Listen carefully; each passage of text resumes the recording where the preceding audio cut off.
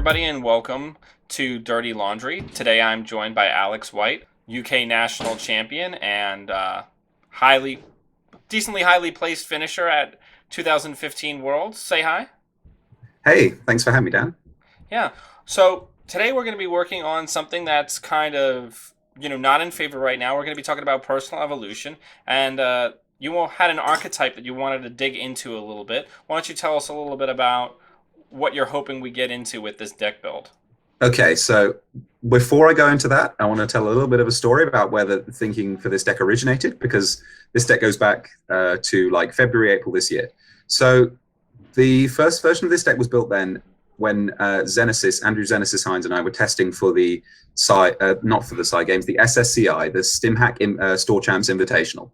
At the time, the reason that this tournament was going to be so interesting is because the Valley was going to be legal, and it would have been legal for about 5 days or something. So Clot, and as we all know, Clot is in the Valley. So Clot is the fast advance hate card. NEH Fastro was easily the best deck before this. So the meta was going to be completely shaken up.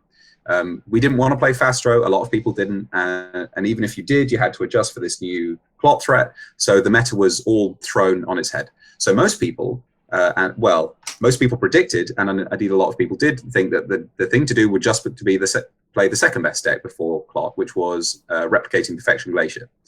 And indeed, that is what won the tournament. So, but we wanted to go a little bit different. We wanted to zag while everyone else was zigging, or I don't know, it might be the other way around. We didn't, because our thought was going to be everyone is going to play Clot, but they're also going to play to beat RP, because RP was well established.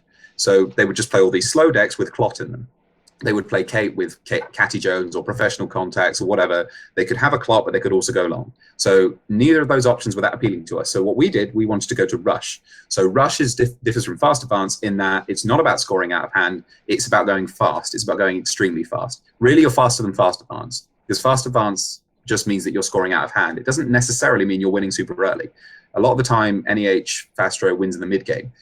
With Rush, you want to just be gunning it. You want to be trying to really want to put down agenda on turn 2. You want to just be really pressuring the runner and speeding up the game. So what we were testing, what we ended up playing was this HB Rush deck that was just like Ash Enigma as your scoring serve for points 2 to 4, and then you would like maybe get a Caprice or maybe just wait for scoring windows to rush out the rest of the points. Okay. So that was where we were at. We thought that was going to be pretty good, but it wasn't quite clicking with us. We did play it in the end, but we were unsure and we were trying to explore other options. So I was lying in bed about 2 a.m. I couldn't sleep. And my mind was just wandering to Netrunner, because it always does. And what I thought to myself was, well, the best ice in a Rush deck is Enigma. Because Enigma, when they face check it, they lose the click, so it's harder for them to then like find their breaker and then go back in. And also when you're going fast, when they lose one click, if the game is going to be over soon, that's a higher percentage of their clicks than it would be if the game was going to go long. Does that make sense? Yeah. Like, if the game's going to be 10 turns long, then that one click is way more valuable than if it's going to be 30 turns long. So, and I was like, well, Enigma's the best card in Rush, but hang on a minute. Enigma's a neutral card. I can play this in any faction. So then my mind wanders again, and I'm like, well, where else can we play Rush? And suddenly I think about Personal Evolution, which brings us to this. So here's the thing. When people play Personal Evolution, they tend to play it as a trap deck, like a hidden information deck, which is fine. You can, I mean, Min came second at Worlds 2 years ago with that. But you can also use PE differently. You can use the net damage as a threat if they overextend, if they go too fast, or if they don't have all their contingencies in place. Jinteki's good at punishing that anyway. I think it was a US Nationals 3 years ago where someone won with Jinteki when Jinteki was supposed to be bad. And that's where, and they wrote that, or they talked about the article, My Secret Love Affair with Jinteki, which is like some board game geek post somewhere or whatever, which originally introduced us to the idea of click compression. And the point made in the article was, when the runner has to do too many things at once, you can outpace them. You try and force them to match you click for click, and then at some point you pull ahead and they can't catch up. So the idea with Jinteki is the net damage is click compression, because they have to do more things to not lose the game.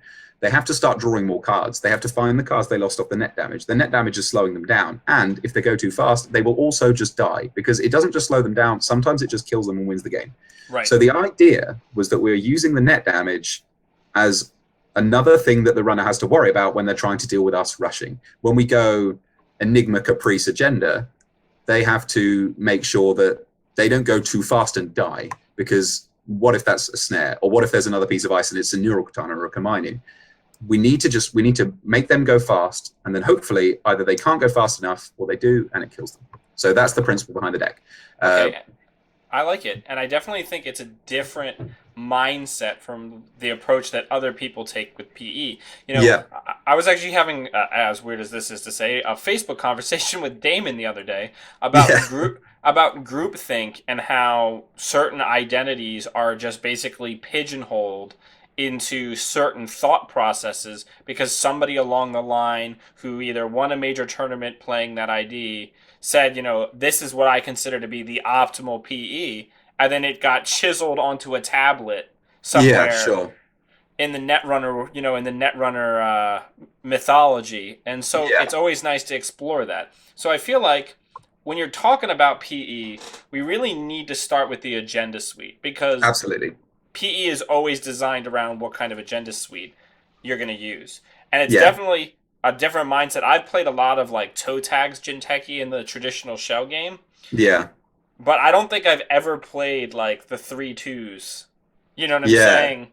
yeah. Get those brain trusts out because we're going to have some number of them in this deck, I suspect. Um, So if we're going to go fast, I feel like we need to start with. Well, we put a Philotic Entanglement in there. yeah, for real. I mean, it's very rare for there to be one that doesn't need it. Philotic, again, in this deck, I guess it's not at its maximum potential because it's at its maximum potential in that ridiculous 24/7 Philotic deck, but it is good here because it's a 3/2, so we can never advance it, we can score it out fast, and sometimes if they get in to our server by the skin of their teeth, and then we score out a Philotic and kill them, that's excellent. So, yeah, Philotic's going to be great, and it's going to be great in basically every Jinteki deck ever conceived, Right. other than ones that don't want 3/2s. Right. And since it's a never advance, we can bluff it as whatever we want. Yeah, absolutely. So, So go ahead. the next place I actually want to go, if this is okay, there's a lot of different agendas to consider, but I think we almost certainly want to play the full 3 medical breakthrough. Okay. So, Medical Breakthrough, for those of you who maybe haven't played with it before or haven't seen it, it hasn't gotten a ton of competitive play. It starts as a 4/2, and for each one of these that are scored by either you or the runner, the advance requirement of all future medical breakthroughs is reduced by 1. So the first one is a 4/2, second one is a 3/2, and then the last one that is scored is a 2/2, which Yeah, is an incredible rush potential. exactly. It's one of the things that we're going to find with this deck is we're very low to the ground, and some of the time we're going to have to play get there. And when I say get there in finger quotes, I mean sometimes we're going to need to take weird lines. We're going to have to do strange things. We're going to have to find ways to score out agendas because this deck in the late game will be vulnerable to them, remote camping, but they just wait for you to try and score and then score themselves. Jinteki PE makes it weird because it could be a trap, but we want as many different ways as possible to close out the game because rush decks typically lose on like 5 points when they lose. So medical breakthrough is just another way for us to sneak out more points. And once they see there's medical breakthroughs, they're going to speed up because they're worried that you're going to just break through 3 times to win the game. Also, this deck can score 4/2s. It's perfectly happy to do so. So it's fine just scoring out the first time. So yeah, medical breakthrough is great in this deck. Okay, yeah, I definitely agree with that. So I think also, if we're going to talk about agendas, do we want to take any neutrals here? Let's take a look at some of the neutrals and see if there's Sure. anything worth bringing in. My instinct is probably not, but let's have a little look. So the issue that most neutral, NAPD. They're all 3/1s, right? They're all 3/1s. Yeah, and 3/1s are just not great for us. Rush has played 3/1s in the past. HB Rush tended to play a couple of them because it didn't have any 2/1s. Right. But I'm unsure if we don't really want 5/3s unless they're the future perfect or maybe food. Food might be fine in this deck. This is where I'm at a bit of a crossroads because there's lots of different ways we can take it. Right. Can we get them? Yeah, we can get them both out right. So one thing that I was going to say was in the original version of our list we had fetal AI and it was actually very good. So let's just look at because we need to decide if we want it because there are some downsides. Fetal AI is a 5/2, which is not a great rate. Right. We're not gonna. We're highly unlikely to score it. Yeah, but this is the thing about this rush deck. It makes it weird because sometimes you do score it. And let me tell you, if you're on 5 points and you need to score 2 more points out for the win, unless you're really poor, fetal AI is one of the best agendas to be trying to score for the win because it does the 2 net damage on access. So even if they were about to win with it, it kills them before they win. They will win before the PE damage kills them, but not before the fetal AI damage kills them. So when we're taxing their clicks and their time, if they have to stop a scoring agenda and that agenda is fetal AI, that's so bad for them. The issue is it's 5 and to score, and not if it was 4, it would obviously be absurd. So, but and it has a credit tax too. When the damage and the tax of fetal AI is relevant and the corp actually wants to score it, the card feels just bonkers. But like you say, it is a 5/2. So maybe we want 2. Maybe we don't want to go the full 3. I'm really unsure. What's your instinct, Dan? I love fetal AI as a card. Yeah. Because it just is like an EMP going off in the runner's tempo for that turn. Like exactly. If they run first click and they hit one of these off the top of R&D, it's just whatever they thought they were going to do with the rest of their turn, that plan's gone now. Yeah, they just need to draw. Right. And when we do try and score it is very good. So yeah, I think it's a good bomb. So I think we actually do want 3 because it's just such an 2 credits and 3 net damage in PE is just so good. Yeah, that's a crazy like ambush card. Scoring 1 is fine. If there's games where we draw 2 of them and we're forced to score out 2 to win the game, we're probably not winning. So that is the thought behind maybe going down to the 2 instead of the 3. Right. I don't know. But if you want to play 3, then let's play 3. I think we want some number of brain trusts. We do, yeah. I don't know how many. It might be 3. It's probably not 1, and it's almost certainly not 0. So it might be 3, might be 2. I mean, maybe we just want to go as fast as we possibly can and play the 3. Yeah, I mean, but that makes it so we're always winning on 8 points. Yeah, so what we probably want to do is cut one of the 2 pointers that isn't medical breakthrough or philoptic. So we either want to cut a fetal or a brain trust, probably. And we probably want to play a clone retirement. Maybe we just want to play 2 because it's a 2/1. And again, that's just another scoring window we don't need to worry about because we just score it from hand. Plot exists, sure, but their SMCs and their clicks and their credits and their cards are going to be taxed enough anyway. It's going to be hard for them to get clocked down. So we might just want to consider playing 2 clone retirement, but we might want to try a 3/1. I also don't hate playing 1 clone retirement and 1 3/1 for the purposes of testing. And then when we draw the 3/1, if we're like, oh geez, I wish this was just a clone retirement, then we've learned something. So we could put a spicy 3/1 in. Spicy. Well, we could put the most spicy 3/1 and put in House of Knives. Yeah, I was going to say, if it's anything, it's almost certainly House of Knives because that's more punishment for them to worry about. And it's super nice because it's a tempo hit to us to score a 3/1, but if it's House of Knives, it's a tempo hit for the runner too. Well, it's important to note in the type of deck that we're building right now, House of Knives helps us set up the fetal kill. Yeah. Yep. Also true. Because they do their mental math. They're like, okay, I'm good. And it's a 2 advanced card. You ping them for 1. And suddenly they're like, nope, I'm not going in. And if all else fails, we can just start throwing House of Knives counters at their face and hoping they flatline by accident, which can happen. And we can buff it out because it's a 3/1.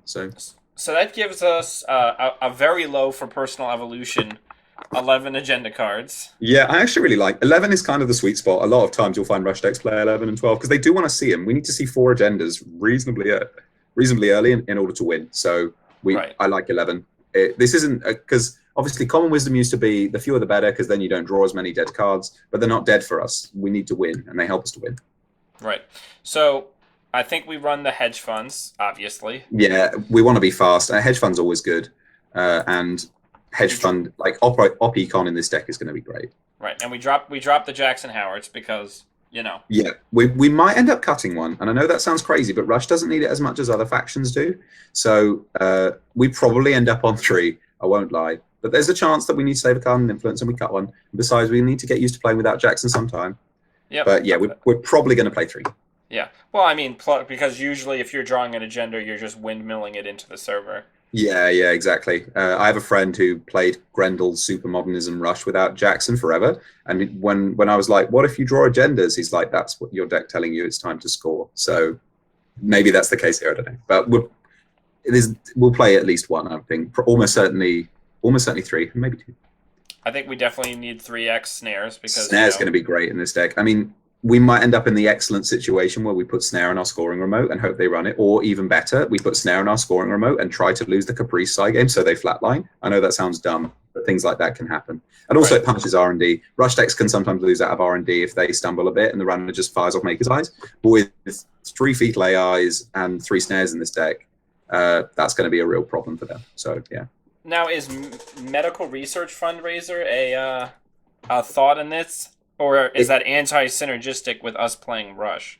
It is a thought because I like Medical Research Fundraiser more in this deck than I do in a lot of others, because sometimes the idea is it's the same as Bad Pub and Grendel or Fast Wayland decks, where the idea is you're giving them money but you're not giving them time to use it. On the other hand, Medical Research Fundraiser is just not all that impressive as a card. I know this might sound crazy, but I really think we want to get the 3 celebrity gift in there. I know that we lose some value because we are giving up info. This isn't RP where the info is meaningless, but the mileage on the maths on celebrity gift is so good. Yeah, and it's really also good. When we're playing Rush, it's perfect for Rush because Rush doesn't want to spend a bunch of clicks generating econ. It wants to spend as few as possible and then coast off those for as long as possible. So what we can do with this deck is go, okay, turn 1. We're going to, it's also a bit of ice, main player hedge fund, games and credits. Turn 2, I'm going to gift you my hand, and turn 3, I'm going to start scoring. So gift pays for our agenda scores, the ice to protect them, and any other governs we need to do. Gift is great. And also we're playing, people used to play gift in trap decks all the time. They don't quite so much anymore, but it's still fine. Like if I show you a hand with a medical breakthrough, a fetal AI, and a snare, what are you going to do? Like, you're going to legwork me? You'll just die. So it's fine. Well, people are a bit too skittish about gift, in my experience. That's one of the funniest things about gift in PE is it's such a disincentive to people playing or running HQ. But I'm like, just because you know the snare is there, it's like people who see a horror movie and they think that somebody's trying to kill them. I'm like, you knew that I probably had snares. You had the same chance of hitting it as you did before. But now that you've seen it, you're not going to run. Do you know what I mean? Like, yeah. If you never have to use the snare, but it stops them from running, it's done its job. So yeah, sometimes gift will be awkward. We'll show them a bunch of agendas, but that's fine. And also that you might think there's some kind of a downside to gifting it in a deck that's not that well established, because obviously in RP when you give them 5 cards, they know what you're playing and they know what your card's going to be. But the funny thing about this deck is it looks a lot like Shell Game, so we're not really giving up a ton. Like if we do play Ash and they see an Ash, then they know there's some weird stuff happening. But generally with Rush, part of the idea is even if they know what's going on, they don't. You're pressuring them for time anyway. So it's like, you know what I'm doing. React. Yeah, now try to stop me. So gift is crazy. So gift. As opposed to a lot of other Jinteki PE decks, we're actually going to need to go in fairly hard on End the Run. Yeah, absolutely. What we're our ice suite is almost certainly going to be cheap, Jinteki End the Run, and then some damage. Yeah. This is still one of the best cards in Rush decks. Yeah, I mean, Enigma's just a fine card. Yeah, absolutely. It still sees playing Glacier decks. Food plays this card, and it's good. Gear checking with gates is great, because a lot of gate breakers are really awkward. A lot of decoders are expensive, or you don't play that many. Or, criminal often will like play a Corroder and then siphon you. You're like, no, I've got Enigma. And also, Enigma's great when you're rushing because it stops them from face checking the end the run, finding their answer, and running again. If they face check Enigma, they can still go run, click 1, lose a click, click 2, click 3, install my decoder, click 4, run. What they can't do is special order for it. They can't draw a card to look for it. So Enigma slows them down. Yeah, I think we definitely want 3x Eli for central tax.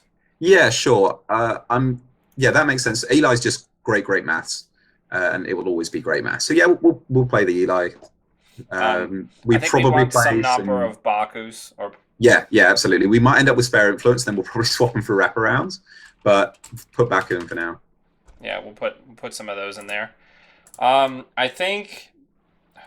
Well, we want like a good cheeky mix of like net damagey sentry cards to keep them on their toes. I think. Yeah. If we're doing Cortex, which I think we should, because it punishes them trying to. This is going to sound super dumb, but it punishes them for trying to punish us for rushing. Yeah, absolutely. It's best in the early game, and we want to win in the early game. By the time they've got their full suite and Cortex Lock is negated, we should have won by then. So Cortex Lock's great.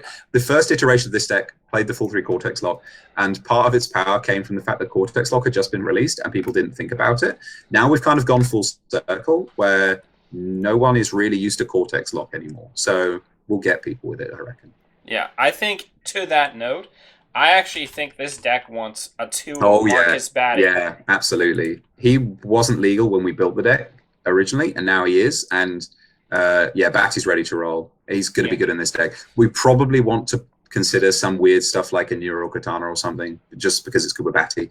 Right, because here's my thought process. If we're rushing behind an Enigma or a Baku, and they are like, all right, slap down Corroder, let's do this thing. You know what I'm saying? And we can hit them with the net damage, and then Batty and hit them with the net damage again. Yeah, absolutely. That will happen. I've L Poulter, Laurie Poulter, a British player, was messing around with the Biotech Rush deck because you can do this kind of thing out of Biotech. And apparently he was just winning games by resing a Neural Katana for 3 net damage and then resing a Batty and firing the Neural Katana for 3 more net damage and flatlining them and winning the game. So that will happen, and we will do that. So it's not a super high value ice, but it's definitely worth a one of. I think it's worth a one of, yeah. It is kind of awkward, but this kind of deck, this deck is a bit awkward, and we want the run to play in an awkward way. So it is a bit awkward. I'm not gonna tell you that this deck has got all its bases covered. We are making up for our problems by going fast and playing weird. So Katana will get them. Yeah, I think we definitely want. Yeah, I mean, when we were discussing this deck earlier, we were discussing pop-up, and I still think the pop-up is a strong choice for this because it's a credit swing in our direction, which helps with rush. So they're giving us the money we need to rush. Yeah, as they are checking servers. Yeah, because in a lot of the time in a rush deck, you don't want to give careful TLC to all your central servers. You don't have time. You can't go like, oh, I'm gonna have an Eli and then I'm gonna put an Itchy in front of it, and now there's a Crisium. What you want to do is just we can slap a pop up over R&D, and between that and our snares and fetals and our PE ability, that's R&D covered. We just slap the pop up down and we never think about R&D again. Right. Also, pop up window acts as an excellent disincentive. Not disincentive, but it basically aggroes Parasite. Yeah. Protects our end the run ice from Parasite because people get real greedy about getting rid of pop-ups with Parasite. Yeah. And then if they Parasite a pop-up instead of an Enigma, that is a win for us. Exactly. And if it's inside job protection as well. That's true. And it costs us nothing. So right now we're rocking an uncharacteristic 16 ice in this isn't Jinteki. Jinteki that you're used to. I think we almost certainly want to play some number of Caprice. Yeah. We're gonna. She's not at her best in this deck, but she is still going to be good. Sometimes. Maybe 2? Yeah, sure. This isn't a Caprice deck. This isn't RP or food HB food where Caprice is like the beginning and the end and the middle. But it's very unlikely she's not going to pull her weight. So I think we play 2. Maybe it'll turn out that we don't need her. But it's just a bit of insurance. Like if we have Enigma, we want to just score out because they don't have an answer. But if they do, then at least we can win a side game to get Caprice through. Sometimes with this deck, things will start to get start to fall apart as the game goes on too long, and you need to look for weird or cheeky ways to score. So that's why Medical Breakthrough's there, because sometimes when we're a bit on the rocks, we'll sneak out points. Caprice does that too. And I think to that end, if we're running 2 of Batty and 2 of Caprice, I think 1 Archive Memories is a good include. Yeah, sure. Because it's a costless way for us to get some of our pieces to our strategy back in the mid-game. I would say late game, but there is no late game for this deck. I don't think so, no. And Archive's got upside because Annex are pretty big now, so they destroy all things all the time. And we can get weird. We can archive back a snare and then put an agenda down, or just put the snare back down, and then they think we're doing the obvious buff. We're not. So we can just get weird with archive memories. We can get back a celebrity gift and just kickstart our econ all over again. Right. Speaking of which, we probably want to sneak some more econ in. I'm not sure what, but we need some more money, I think. Okay, so do we want drip or do we want? This is what I'm trying to figure out. I know that when we first conceived of this deck at the beginning of the year, we just used Mental Health Clinic. I That's don't. somewhat Yeah, anti-synergistic. it is. It is anti-synergistic, and also it's not going to sit and play for 100 turns and get us 100 credits. It's going to be more like 4 or 5, which is not that impressive. So, I mean, what are there many in faction econ cards left, or should we just What about go back to your Sundew original idea and in play? the scoring server? Hmm. I'm very very unsure. The problem with Because Sundew is we need to be it it it kind of works like, but I just think it might be a tad awkward sometimes. You know what I mean? Like we don't want to build lots and lots of servers. Rush tends to want to build like 2 or 3, right. and oof. Well, let's But look at between some that and assets. yeah, we may end up just going back to your original idea of fundraiser. Fundraiser might be the best option in this deck. Yeah. Like Melange is too slow. Pad might be okay, What but it's about probably worse than. what about launch? Ooh, that might be something this deck gained. Yeah, launch is new. It's cheap. It doesn't stay in the scoring remote for a long time. If we have to Sure. install over it, we're not gonna be super pissed off. Yeah, and we've got a bunch of like very like kind of cheap ice. Like we can put a Cortex lock or a pop-up window in front of this bad boy and it actually gets it done. What a Yeah, good let's. idea. I Yeah, think let's try those. launch. Yeah, I like that idea launch a could lot. definitely do it. Good So shout, Dan. we're currently hanging out at 47 cards, Yeah, we've got and full influence. 4 influence left. Hmm. Like I said, we might just do the cheap option of upgrading Himitsu Echoes to wraparounds. We could try an Ash as a one-off. I don't know if we're going to be rich enough, but it might force it might be like a Batty where it keeps them out once and that's enough. Right, and we've got archived. Yeah, sure. So let's give Ash a spin. This isn't a prop. This isn't like a Glacier Ash deck, but again, HP Rush plays 3 Ash because it's still fine. HP Rush Right. is richer than we are, but I can see that working out. So let's give it a punt. And if that turns out to be bad and we want to reconsider at some point, then we could consider Chrysium, although I don't love it in this deck. What I would quite like is another mid-rangey piece of ice. It's weird to have a one-off pup, but pup is perfectly good in this deck. As like the slightly more awkward but in faction pop-up window. I know originally our conception of the deck had a full 3 pup, so I think it might well be worth considering. Yeah, I don't know if pup's a there's good any one. weird Jinteki ice that's come out since I conceived this deck. I don't think so. I think all the newer Jinteki ice is really weird and bad. I think they got like It's a Trap and some side game It's ice. all And weird stuff. and bad. Yeah, I mean, you're not wrong. Clever I mean, monitor. like I think the biggest thing is they spent. I mean, the design's been great, but they spend so much time thinking about the power boost from Honor and Profit that Yeah, nothing has been able to come close to a lot of the cards that are in that pack. Just yeah, because it was such a well thought out power boost to Jinteki. yeah. We could Absolutely.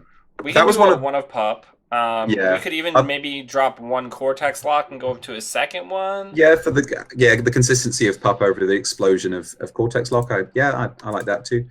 Another card to consider as a one-off would be Kamainu. This is something to test. Generally, it's probably better to lower your curve, and if we have too much money, we can think about Kamainu because it is good and it punishes Faust, which is worth considering. Swordsman is a playable weird one of two because AIs are often quite good against our deck, so that's something to consider. Yeah. A weird 49th card that this deck could play if you wanted to take it and maybe add some weird stuff is I don't think this is the worst ever home for Offer You Can't Refuse because we can use the extra point sometimes. I don't think we should put it in now, but I think I haven't even looked get at it up that on the card. screen.